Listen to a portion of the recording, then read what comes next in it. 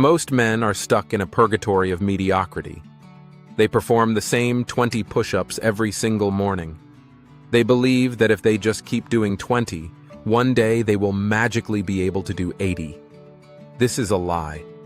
Doing the same thing repeatedly is not training. It is maintenance. If you are stuck at 20 or 30 reps, your problem is not a lack of effort. Your problem is a lack of strategy. You are hitting a metabolic wall because you are training efficiently for the wrong goal.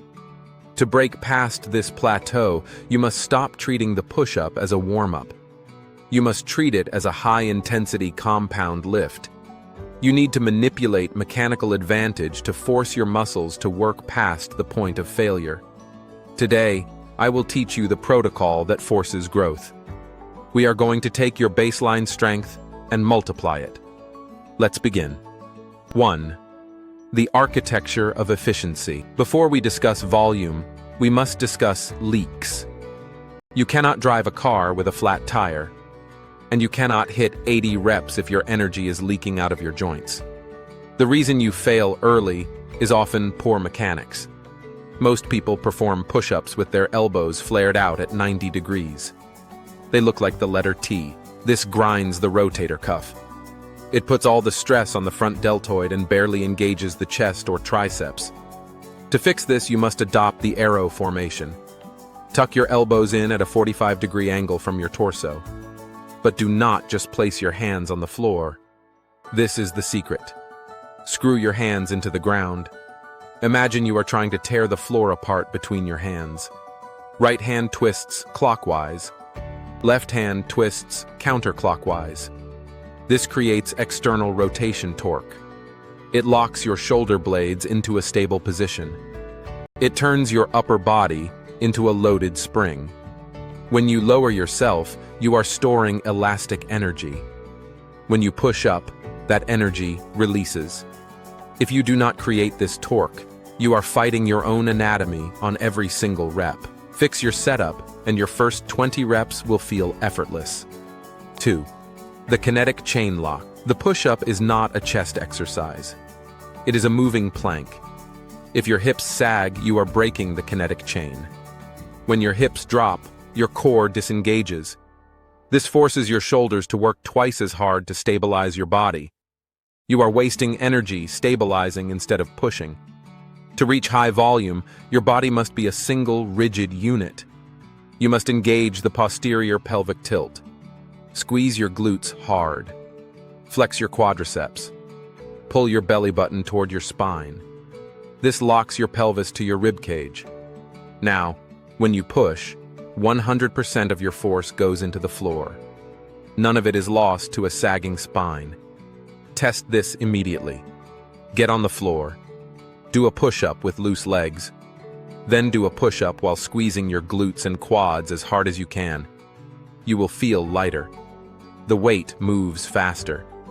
Efficiency is the prerequisite for endurance. 3. The mechanical drop.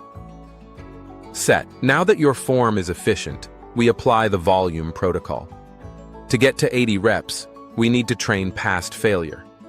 Normally, when you hit muscle failure, you stop. But your chest is not actually fully exhausted. It is only exhausted at that specific angle of gravity. We will use mechanical drop sets to extend the set. We will change the angle to give you a mechanical advantage, allowing you to continue pumping reps. Here is the sequence. Phase 1, the decline. Place your feet on a chair or a bench.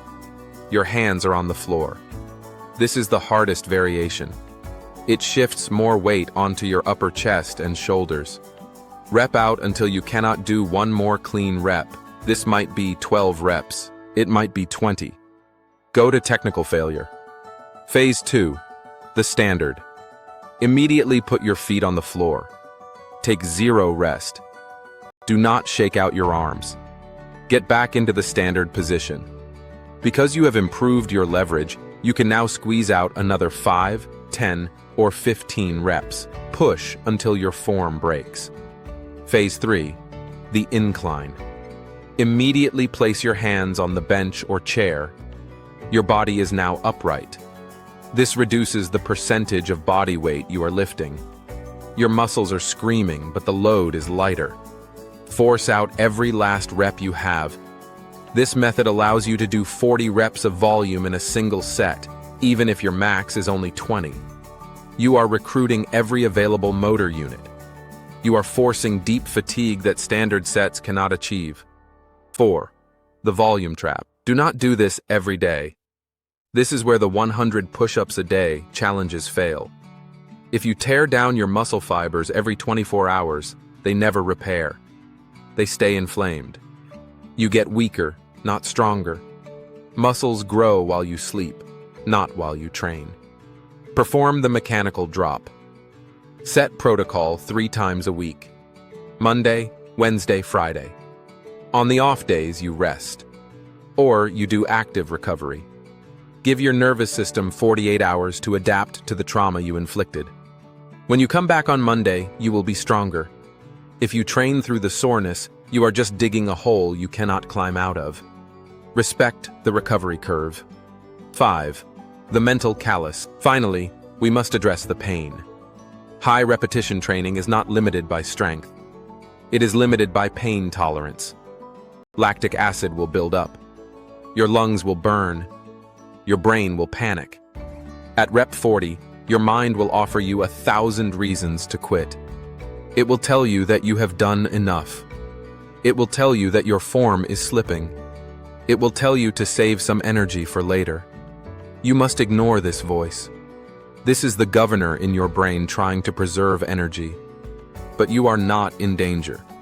You are just uncomfortable. The difference between the man who does 50 reps and the man who does 80 is the ability to suffer. You must learn to dissociate from the burning sensation. View the pain as data, not a stop signal. When your arms start shaking, that is not the end. That is the beginning of the real set. Everything before the shake was just a warm-up. Count the reps only after it starts to hurt.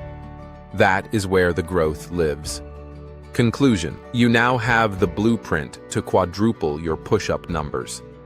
You have the mechanical efficiency to stop leaking energy. You have the drop set protocol to bypass failure. And you understand that recovery is just as important as the work.